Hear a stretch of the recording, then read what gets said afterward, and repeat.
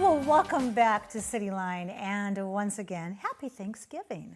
With me, I have two individuals who have showered us with poinsettias from the conservatory, and they also have some preferences about what they get to eat on this Thanksgiving Day. So please join me in welcoming Autumn Smith. You are a foundation board member of the Seymour Conservatory.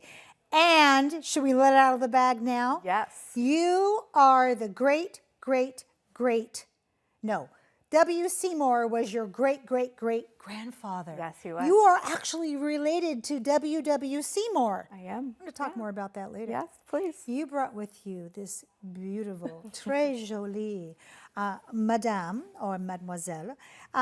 Nadine Devenois, you are a conservatory team member. Yes, I am. Welcome to Cityline. Thank you. It's so great to have both of you here. Okay, so let's talk about Thanksgiving. So big question here, because I'm all about food. And thank you, first off, for being here on Thanksgiving. So when we talk about the cranberries, because the cranberries sometimes don't get a good rap. So here's the question for both of you. Do you like whole cranberries, or do you like the berries? Autumn. I like the whole cranberries, but it has to be homemade, and it has to have the orange zest with it. It's critical, absolutely critical. It is critical. And if you don't have time to make that, where do we go? Oh, Met Market. Met Market, yeah. What about you, Nadine? What's your preference? I do agree with you. It has to be homemade. Yes. And add some orange to it. Add some orange to it. Some people add brandy to it. Oh, we can do both. We'll do both. That's it. We have choices. Why not? So the conservatory is such a special place in Tacoma, and the two of you would have probably different answers on this. So I'd like you both to answer. And Autumn, let's go first. What makes it special for you as a foundation board member?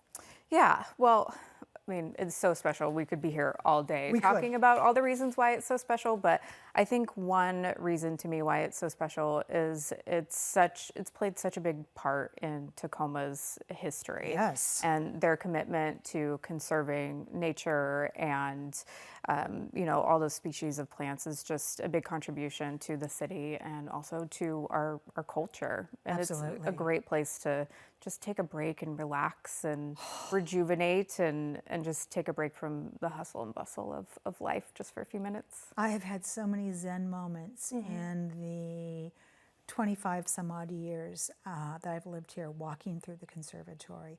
What is it for you, Nadine, that makes it so special? Because you are there more than Autumn is. Correct. It's a sanctuary for plant, a tropical plant. It's also a great place to continuously try to learn about plants and see them grow and the beauty of it. It's a community place. It is. It's a place to gather.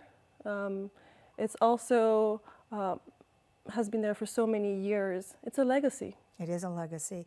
The conservatory is known for flower displays, especially when these poinsettias that you've donned our set with and we see here on our screen arrive in December. What are some of those other displays that are featured, Nadine?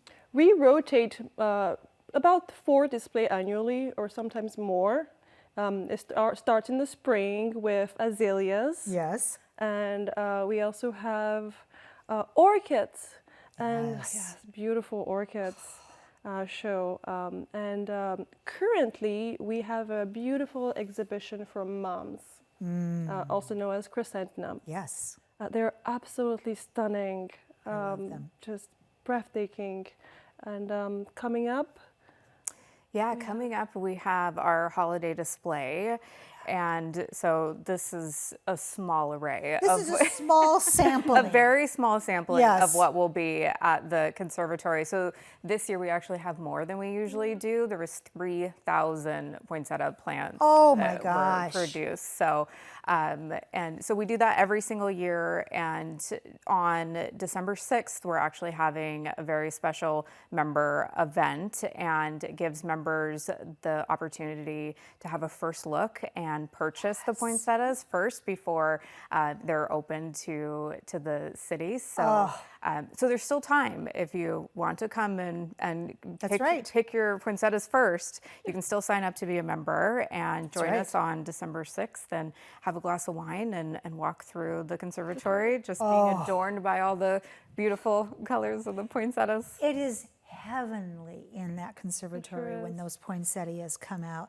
And I am somebody who every year goes in and gets one, and they last forever. I mean, they are unbelievable. You both have some special connections to the conservatory, and tell me about those, and let's have you go first, Autumn. Yeah, so as you mentioned, so WW was my great-great-great-grandfather, and there he is. Yeah, his real goal was that the reason why he wanted to donate the funds to have the conservatory built was he believed that children and the community should have access to nature every single day.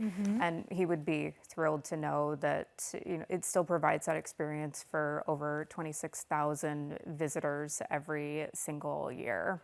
And tell us, what is he doing here? Yeah, he is actually, that's on Mount Rainier. He's climbing Mount Rainier, and that is Seymour Peak, and they named it Seymour Peak after he passed.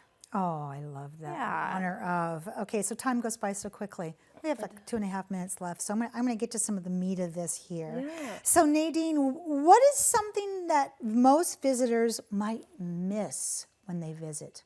Well, I would tell you, expect to miss something when you come to visit the conservatory. Okay. Because we have more than 400 plants, and that does not include or temporarily display at all. So you always have something that you will miss because there's just so much to take on. You can spend the entire day in the conservatory, and there's still something to learn and something to see. All the more reason why you should become a member. Give someone the gift of membership. That's what we'd like to see.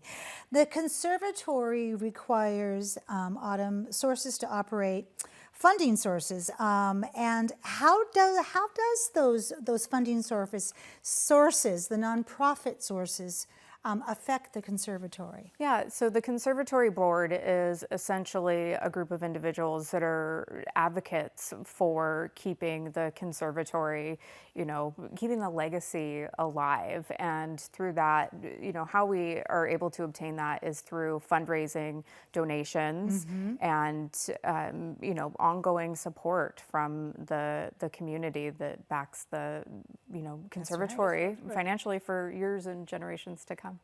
One of my favorite things, Nadine, about the conservatory is the gift shop. Yes. It is one of the most and best secrets that is kept in Tacoma. So give us a little tease about what we can find in that gift shop. One of my favorite things is local artist cards. Yes. Yeah, and they have so many different ones. We also have seasonal gift, Christmas coming up, that are floral and beautiful, and also an education for plants. I love that you that. can get in the conservatory by asking us. Yeah. I love that. So in these last few minutes, Autumn, who do we need to thank?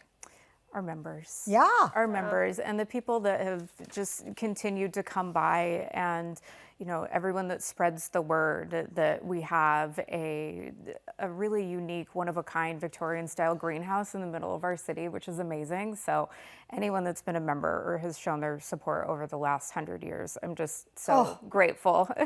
I want to say thank you to both of you for taking Absolutely. time away from your families today and for what you do for our city. The continued magic that you provide in that conservatory is just breathtaking. So happy Thanksgiving. Happy Thanksgiving. Thanks for having us. You're welcome. When we come back, the Humane Society will be in the house. You don't want to miss that. We'll be right back.